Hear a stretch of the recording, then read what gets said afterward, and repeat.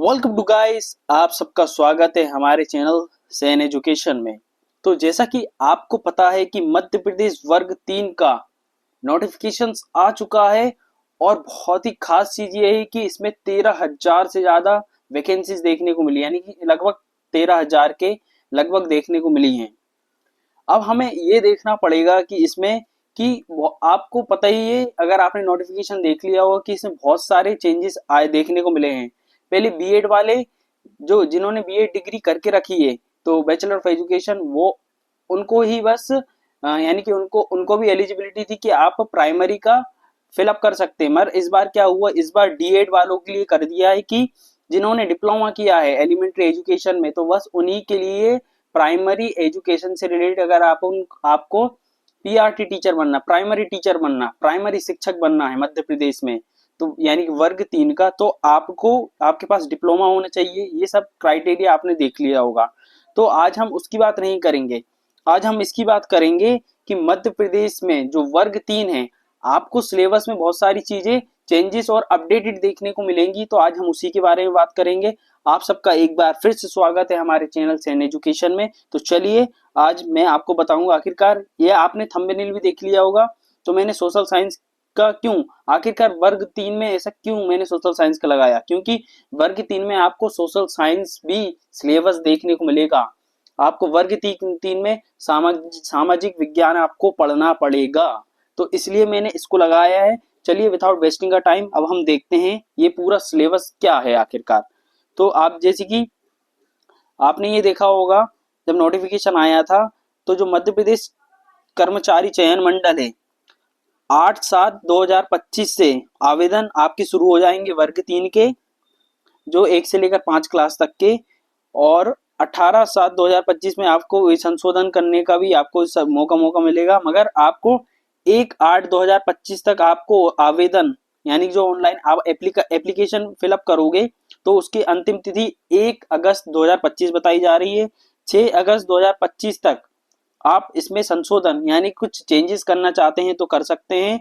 अब आपको ये फीस वगैरह तो आपको देखना पड़ेगा वहां पे, जैसे कि इसमें बताया कि जो जनरल कैटेगरी है, अनारक्षित है, उनको 500, और जो रिजर्वेशन जो आरक्षित हैं, तो जो मध्य प्रदेश के निवासी हैं, उनको 250 रुपये लगेंगे और 60 रुपये शुल्क ये सब लगेगा जो आप फिलअप करेंगे। तो वो अब मैं आपको भी बता देता कि आपके पास टाइम बहुत कम है। क्यों, आप देख सकते हैं जुलाई वाला मंथ चल रहा है और 31 अगस्त 2025 रविवार से प्रारंभ है आपकी परीक्षाएं। और परीक्षाएं 2 पाली में होंगी, यानी कि 2 शिफ्ट में होंगी। एक सुबह जो 8:30 से 10:30 तक, 8:30 से 10 तक, और दोपहर 1 से लेकर 2:30 तक। तो आपको ये देखने को मिलेगा। तो आपके पास टाइम भी बहुत कम रहेगा, क्योंकि आप देख सकते हैं। अब अगर हम सिलेबस की बात कर लेते हैं, तो अगर आपने सिलेबस देखा होगा, तो आप सिलेबस भी देख सकते हैं। आप देखिए, मैंने इसमें मेंशन किया है कि आपको 100 नंबर का पेपर आएगा। कुल आपके 100 मार्क्स होने वाले हैं, 100 नंबर होने वाले हैं। तो अब हम इसमें देखेंगे कि आखिरकार ऐसी कौन कौन सी चीज आएंगी। तो आपको हिंदी लैंग्वेज, जो बेसिक हिंदी होती है, आपको जो पढ़नी पड़ेगी, वो 1 से लेकर 5वीं क्लास तक।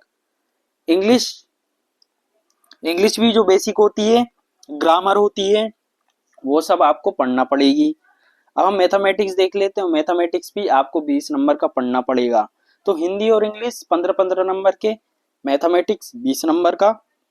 और अगर आप साइंस की बात करेंगे, तो देखिए, अभी जो साइंस है वो आपको 6 से लेकर 12th तक की पढ़नी पड़ेगी, इसमें पूरा बताया है। साइंस आपको पूरा, आप सिलेबस देखेंगे ना, तो सारी चीज मेंशन है कि 12th तक हर चीज आपको अच्छे से पढ़नी है। साइंस पढ़नी है, मैथमेटिक्स की चीजें पढ़नी है। वो तो मैथमेटिक्स तो 6 एनसीईआरटी है, 6 से 10th तक भी चल जाएगा। मगर साइंस, अब मैं आपको बता रहा हूँ कि देखिए, साइंस सबसे ज्यादा वेटेज लेगा 30 नंबर का। तो साइंस पे आपको ज्यादा फोकस फोकस तो सारे सब्जेक्ट पे करना है, क्योंकि बराबर बराबर। और मैं आपको बता सकता है स्कोरिंग सब्जेक्ट कौन सा हो सकता है।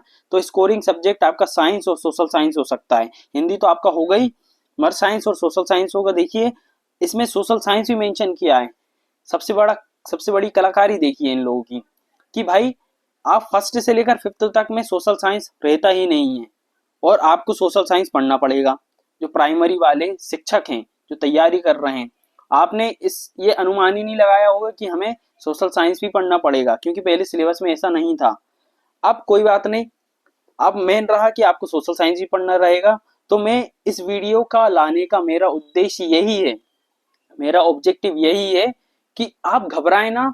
मैं आपको सोशल साइंस का पूरा सिलेबस हिंदी और इंग्लिश दोनों लैंग्वेज में इसी चैनल पे सेन एजुकेशन पे हम आपको पूरा कंप्लीट करके देंगे।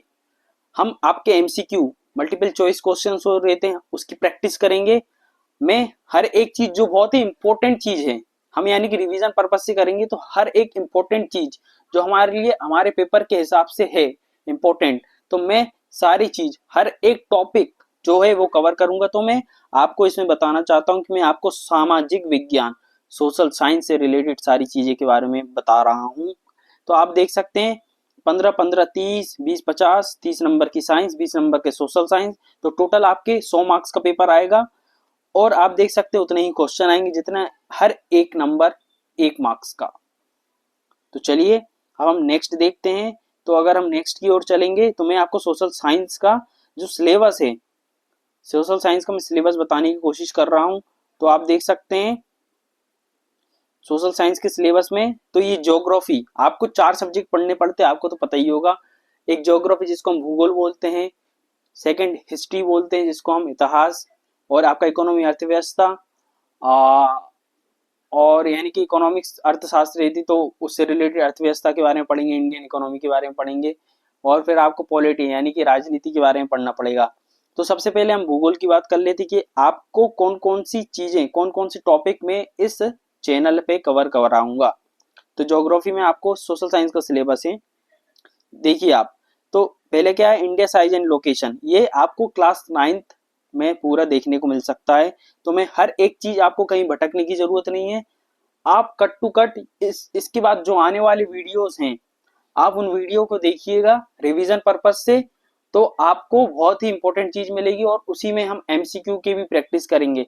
जैसे ही वो पर्टिकुलर सब्जेक्ट कंप्लीट होगा तो उससे रिलेटेड हम एमसीक्यू लाएंगे, जिससे कि यानी कि जो प्रश्न उत्तर टाइप में क्वेश्चंस रहेंगे, एमसीक्यू फॉर्म में रहेंगे, चॉइसेस करनी पड़ेगी, तो वो वाले लाएंगे, जिससे कि आपने जो पढ़ा है आप उसका तुरंत रिवीजन कर सकें।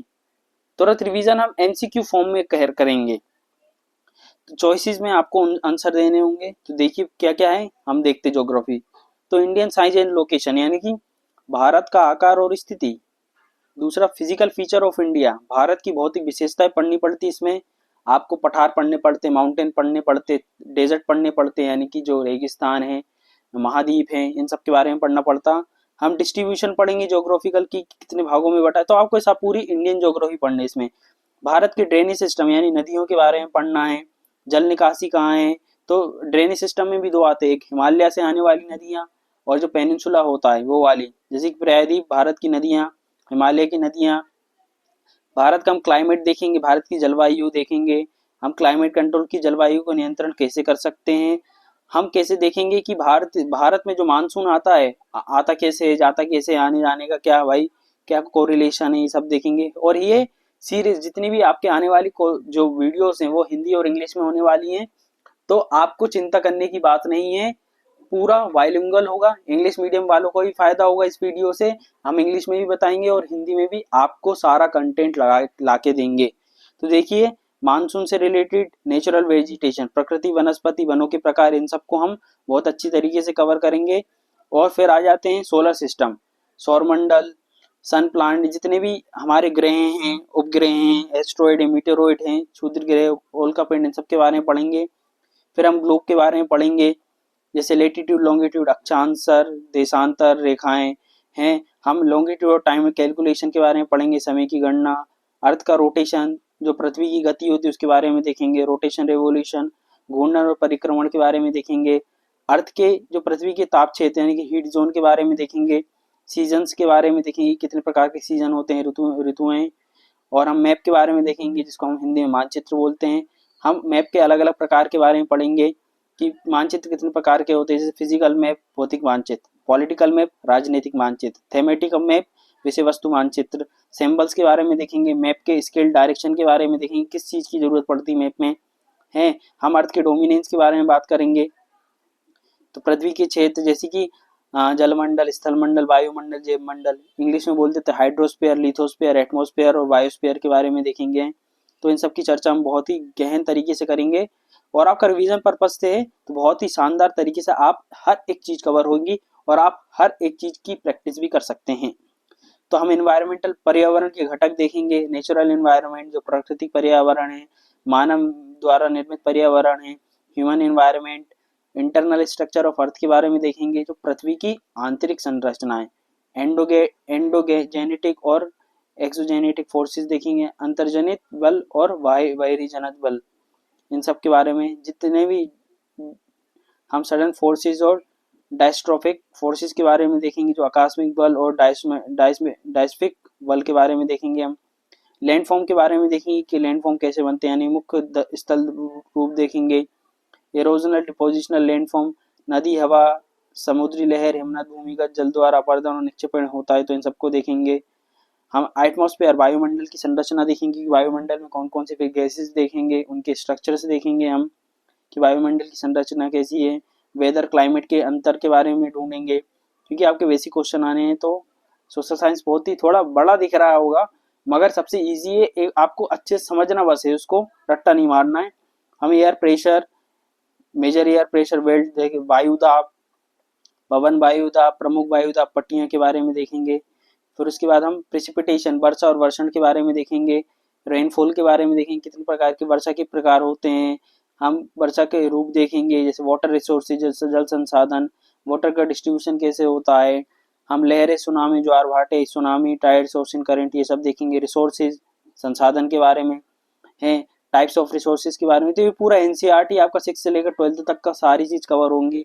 लैंड रिसोर्स, भूमि संसाधन और जितना भी लैंड पैटर्न है इंडिया में कैसा, डिग्रेडेशन, कंजर्वेशन मेजर्स कैसे हैं, यानी संरक्षण के उपाय क्या क्या हैं। हम मृदा के बारे में पढ़ेंगे, जो सॉइल है उसका हम क्लासिफिकेशन के बारे में पढ़ेंगे, सॉइल इरोजन के बारे में पढ़ेंगे, मृदा अपरदन और संरक्षण सॉइल इरोजन कंजर्वेशन के बारे में पढ़ेंगे कि कौन कौन से अभियान चलाए जाते हैं, ये सब आते हैं आपको। फिर हम बात करेंगे मल्टीपर्पज रिवर प्रोजेक्ट, जो डैम से रिलेटेड प्रोजेक्ट हैं वो देखेंगे। वाटर रिसोर्स मैनेजमेंट देखेंगे कि हम जल संसाधनों के एकीकृत प्रबंधन, वर्षा जल संचय कैसे कर सकते हैं। रेन वाटर हार्वेस्टिंग, एग्रीकल्चर के बारे में देखेंगे हम। और फिर इसके बाद इंटेंसिव एग्रीकल्चर कितने प्रकार के होते हैं, कृषि के प्रकार देखेंगे, प्रारंभिक निर्वाह कृषि, गहन निर्वाह कृषि, वाणिज्यिक कृषि और भारत की प्रमुख फसलें देखेंगे हम। जो इंडिया के कॉमर्शियल क्रॉप्स देखेंगे, मेन क्रॉप्स देखेंगे जैसे राइस, वीट, बाजरा, चावल, गेहूं, बाजरा, मक्का, चाय, कॉफ़ी, इन सब के बारे में देखेंगे। हम खनिजों के बारे में अध्ययन करेंगे यानी कि मिनरल्स के बारे में पढ़ेंगे हम, मेटेलिक, नॉन मेटेलिक मिनरल्स। तो जैसा आप देख रहे हैं हिंदी और इंग्लिश, ऐसे ही आपके आने वाली वीडियोस होंगे, तो आपको घबराने की जरूरत नहीं है। सामाजिक विज्ञान में मैं आपके साथ हूँ, तो भाई घबराने की जरूरत नहीं है, पूरा सिलेबस कंप्लीट कराऊंगा। तो हम इंडियन हिस्ट्री के बारे में देखेंगे जैसे कि एंशिएंट इंडियन हिस्ट्री, प्राचीन भारतीय इतिहास। हिस्ट्री का मतलब क्या है, सोर्सेज, इसके आर्कोलॉजिकल सोर्स, पुरातात्विक स्रोत, साहित्यिक स्रोत, महाकाव्य, विदेशी यात्रा यानी कि ट्रेवेलॉग, ये सब देखेंगे हम। न्यूमिस्टिक, जो सिक्कों के बारे में अध्ययन होता है वो देखेंगे हम। प्राचीन इतिहास के बारे में देखेंगे जैसे कि जो पत्थर युग, पाषाण युग आता है उसको हम देखेंगे। हड़प्पा कल्चर के बारे में देखेंगे, सिंधु घाटी सभ्यता के बारे में देखेंगे कि कैसे वो डेवलपमेंट हुआ, कैसे उसका विनाश हुआ, हम सब चीज़ें देखेंगे। हम देखेंगे कि रिलीजियस कल्चर और फिलोसफिकल आइडिया, धार्मिक, सांस्कृतिक और दार्शनिक विचारों का विकास कैसे हुआ, उसका हम मूल अध्ययन करेंगे। हम वैदिक एरा और अलग अलग जैसे बौद्ध धर्म, वैदिक युग की बात करेंगे, जैसे अर्ली वैदिक, वैदिक और लेटर वैदिक आ जाता है। तो हम बौद्ध धर्म की बात करेंगे, बुद्धिज्म, जैनिज्म, जैन धर्म की बात करेंगे, वैष्णविज्म, वैष्णव धर्म की बात करेंगे, शैव धर्म की बात करेंगे। जितना आपका सिलेबस में सारी चीज कवर करेंगे, हम हर एक चीज को लेंगे। फिर हम जो प्राचीन इतिहास में जो महाजनपद हैं 16, उनके बारे में हम चर्चा करेंगे। मगध के बारे में चर्चा करेंगे, मगध का उदय जैसे rise of Magadh. Indian dynasty के बारे में देखेंगे, प्राचीन राज्य, भारतीय राजवंश। हर्यंक शिशुनाग डायनेस्टी के बारे में देखेंगे हम। मौर्य, कुशानास, गुप्ता, वर्धना, चोला, चालुक्यास, पल्लव, इन सब डायनेस्टी के ये आपके प्राचीन इतिहास के टॉपिक्स हैं जो हमें कवर करने हैं। और हमें मेडाइवल हिस्ट्री में भी देखना पड़ेगा जो मध्यकालीन इतिहास है कि 7वीं शताब्दी से 17वीं और 18वीं शताब्दी तक देखने को मिलेगा। तो जैसे कि राजपूतों के बारे में देखेंगे, उनका वो जो कितने राजपूत के अंदर में और कौन कौन से, जैसे गुर्जर, प्रतिहारा, चंदेल, राष्ट्रकूटाज, परमार, चौहान, इन सब के बारे में हमें बेसिक डिटेल्स पढ़नी है, ज़्यादा डीपली नहीं पढ़ना, क्योंकि आपको बेसिक डिटेल्स ही पूछेंगे ऊपर ऊपर से। तो हम वही सारी चीज़ देखेंगे। मुस्लिम इन्वेजन के बारे में देखेंगे, दिल्ली सल्तनत के बारे में देखेंगे, विजयनगर एम्पायर, मुगल एम्पायर, मराठा का राइज देखेंगे कि मराठा का उदय कैसे हुआ।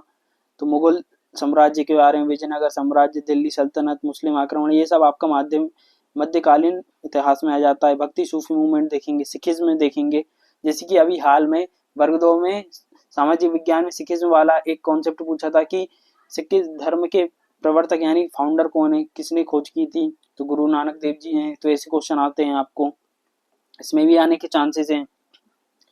हम देखेंगे मॉडर्न हिस्ट्री, जो आधुनिक भारतीय इतिहास है, हम इसके सोर्सेज देखेंगे कि इतिहास के स्रोत क्या हैं, कि कैसे जो विदेशी यूरोपियन लोग आए, जैसे पुर्तगाली, डच, फ्रांसीसी और ब्रिटिश के आए हैं, इनका क्या प्रभाव था हमारे देश पे। हम ब्रिटिश रूल के बारे में देखेंगे कि कैसे अंग्रेजों ने हम पे रूल किया, शासक किया, उसके बारे में पढ़ेंगे। हम उनकी पॉलिसीज देखेंगे, आर्थिक नीतियाँ देखेंगे, और सारे एडमिनिस्ट्रेटिव स्ट्रक्चर देखेंगे, प्रशासनिक संरचना की कैसे वो काम किया करते थे। फिर हम Indian Renaissance, socio religious movement और मेन थिंकर्स के बारे में भी देखेंगे, जैसे कि राजा राम मोहन रॉय आ जाते हैं, भारतीय पुनर्जागरण में है। इनसे भी क्वेश्चन आए थे वर्ग 2 में कि जो भारतीय पुनर्जागरण के पिता किसे कहा जाता है, तो राजा राम मोहन रॉय। जैसे ब्रह्म समाज, आर्य समाज, इन सब के बारे में हम पढ़ेंगे। आपके इंडियन नेशनल मूवमेंट, जो भारतीय राष्ट्रीय आंदोलन होते हैं, उसके बारे में पढ़ेंगे, जैसे कि 1857 की फ्रीडम स्ट्रगल क्रांति होती है। हम वो सारे ट्राइबल मूवमेंट पढ़ेंगे, ट्राइबल रिवोल्ट्स होते हैं जो ट्राइब्स के द्वारा, आदिवासी विद्रोह, किसान आंदोलन पढ़ेंगे, peasant movement, Indian national Congress की जो विचारधारा, आइडियोलॉजी और प्रोग्राम्स के बारे में बात करेंगे। हम क्रांतिकारी गतिविधियां देखेंगे, जैसे भगत सिंह जी आ जाते हैं, चंद्रशेखर आजाद जी आ जाते हैं, लाल बाल पाल आ जाते हैं। हम गांधीयन मास मूवमेंट, गांधीवाद जन आंदोलन के बारे में बात करेंगे। हम नेशनल मूवमेंट, पर्सनैलिटीज के बारे में बात करेंगे। और फिर आपको ये तो ये भारतीय इतिहास के बारे में, एंशिएंट, मेडाइवल, मॉडर्न, प्राचीन इतिहास, मध्यकालीन और आधुनिक। फिर हम वर्ल्ड हिस्ट्री के बारे में पढ़ेंगे और कॉन्स्टिट्यूशन के बारे में भी आगे आएगा। तो हम कॉन्स्टिट्यूशन का डेवलपमेंट देखेंगे कि संवैधानिक विकास कैसे हुआ 1773 से 1950 तक, क्या क्या कैसी व्यवस्था थी, कितने कानून लाए गए, इन सब के बारे में। फिर हमको जो विश्व इतिहास के बारे में पढ़ना कि फ्रेंच रेवोल्यूशन, जैसी 9th और 10th में आपको सारी चीज देखने को मिल जाएगी। वो सारी चीज में आपको कट टू कट कवर करवाऊंगा। जर्मनी का यूनिफिकेशन देखेंगे, जर्मनी का एकीकरण, इटली का एकीकरण, यूरोप में समाजवाद, रूसी क्रांति के बारे में देखेंगे, रशियन रेवोल्यूशन, प्रथम विश्व युद्ध यानी फर्स्ट वर्ल्ड वॉर, फिर लीग ऑफ नेशन बनाया जाता है, फिर सेकेंड वर्ल्ड वॉर के बारे में, द्वितीय विश्व युद्ध, यूनाइटेड नेशन के बारे में देखेंगे। हम नाजी जो हिटलर के बारे में देखेंगे, फेसिज्म और इंडस्ट्रियलाइजेशन के बारे में देखेंगे। हर एक चीज आपकी कवर होगी। औद्योगिकरण, फांसीवाद, नाजीवाद, संयुक्त राष्ट्र, इन सबके। हम पॉलिटिकल साइंस और गवर्नेंस में देख लेते कि राजनीतिक विज्ञान में आपको क्या पढ़ना, राजनीति में क्या पढ़ना। तो हम पॉलिटिकल थ्योरी के बारे में पढ़ेंगे कि मीनिंग, डेफिनेशन, इंपॉर्टेंस क्या, राजनीतिक सिद्धांत की समझ क्या है, इससे रिलेटेड। हम जो स्टेट की कंसेप्ट के बारे में पढ़ेंगे कि धारणाएं क्या है राज्य की।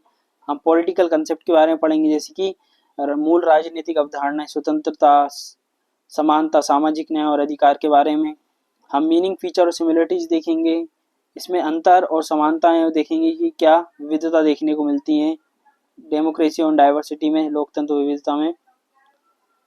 हम फंक्शन और इंडियन डेमोक्रेसी देखेंगे, भारतीय लोकतंत्र का कार्यक्रम देखेंगे कि हमारा कैसे प्रशासनिक व्यवस्था है, केंद्र सरकार, राज्य सरकार के बारे में। हम गवर्नमेंट का स्ट्रक्चर देखेंगे, जैसे विधायिका, लेजिस्लेचर बोलते, एग्जीक्यूटिव, जुडिशरी, कार्यपालिका, न्यायपालिका। जो हम 73-74 कॉन्स्टिट्यूशन अमेंडमेंट हुए तो वो देखेंगे कि लोकल सेल्फ गवर्नमेंट की, लोकल गवर्नमेंट कैसे बनती है, स्थानीय स्वशासन, नेशनल और स्टेट ह्यूमन राइट कमीशन के बारे में पढ़ेंगे। हम राष्ट्रीय जन राज्य मानवाधिकार आयोग। हम प्लानिंग के बारे में पढ़ेंगे कि जैसे 5 ईयर प्लानिंग आई तो उसमें कौन कौन सी चीज़ें आई, नीति आयोग के बारे में पढ़ेंगे हम।